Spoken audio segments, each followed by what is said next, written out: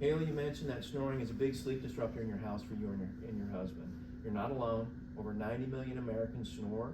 So Tempur-Pedic actually introduced the first automatic snore response. It's going to respond to a snoring event and raise your head to 12 degrees, just like what we're doing here. Okay? Also, it also has a pulse feature to it, right? So if you don't like to have the bed raised up, it actually pulses. I call it the virtual elbow, right? So the base is going to throw the elbow into your husband's ribs, so you don't have to do it. You can roll over and get a good night's sleep.